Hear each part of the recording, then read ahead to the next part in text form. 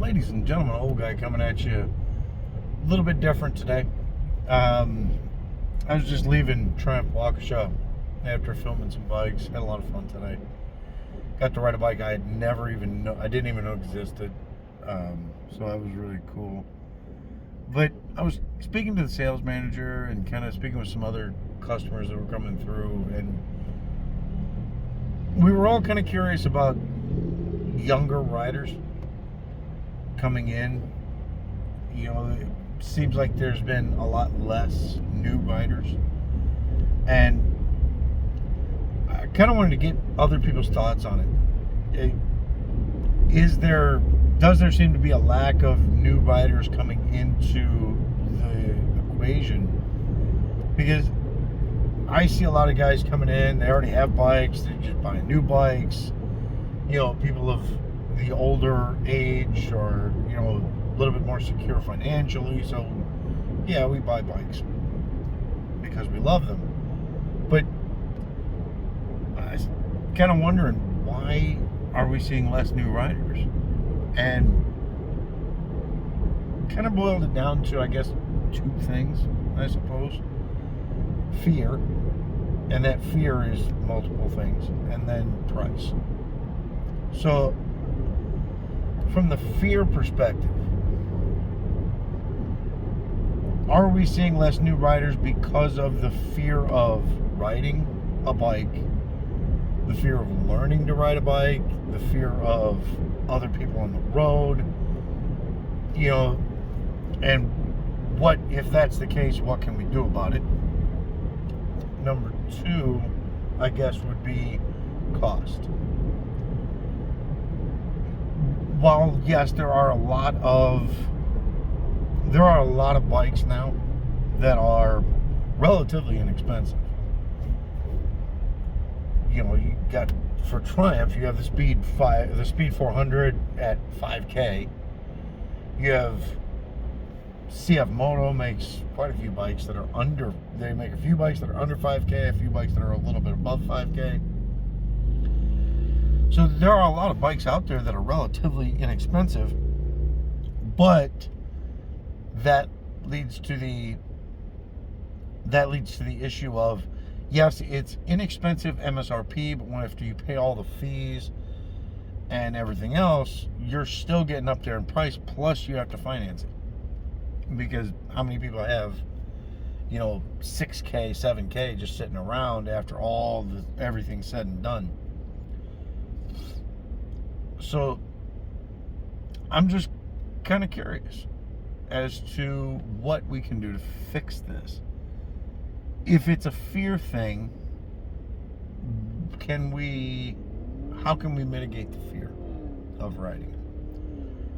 Can we showcase riding in a safer way?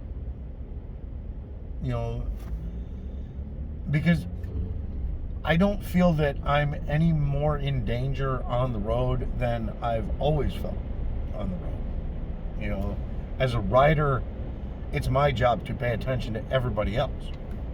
I'm always watching for cars, other bikes, people, everything. I'm checking cross streets when I'm riding. It's a constant scan, right? But that's just part of riding. You develop that over time, and in all honesty, you develop almost a sixth sense of what's going to happen. Perfect example. As I was riding the Bonneville today, excuse me, I saw coming up a cross street and a car there, and I just, for some reason, felt like he's going to pull out in front of me. Then, lo and behold, he did.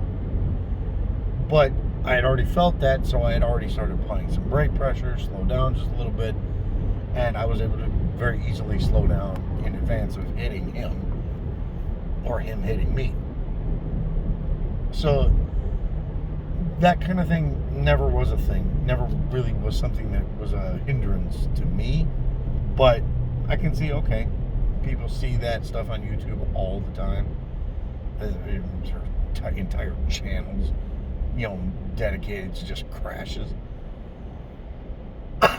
which is a whole nother thing. Fear of the family dynamic, like your younger kid, your parents they don't want you to get into riding because all they see is kids doing stupid things. I can understand that to a point. I really can. I mean, my kids are 18, 19, and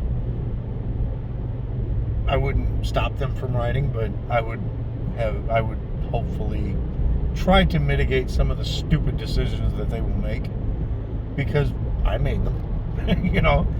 We all do as riders. You get out into a situation, I'm going to open it up and get on it, and that then leads to the I can't stop in time thing, but or I'm going to get hit by somebody. But that's generally, in all honesty, that's why you see those videos. You see the video of somebody getting hit more often than not. From every video that I've seen, more often than not, it's because they were doing something stupid. They were going too fast, you are less visible, and then you get upset when you get hit. So, you could make a whole rant about that, I guess. As far as the costs go, I don't know if we can fix that. I really don't. The fees are what they are. They've gone up. Prices of bikes have gone up. But that's just nature of the world, I guess. The world that we live in. Perhaps less riders is going to cause people to lower the prices of things, but I don't think that's going to happen. If you really look at it, the bikes we're getting at, for example, let's just put an example, right? The CF Moto 450 NK, which I really like. I adore that bike. It's really good. I didn't buy it. I bought the 450 SS because I kind of wanted something a little bit more that I could kind of get a little bit more track on. But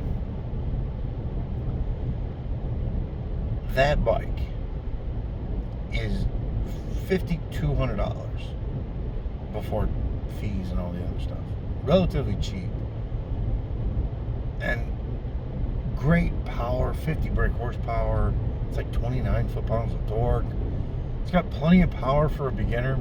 I mean, some would say it's a little bit too much for a beginner, but still plenty.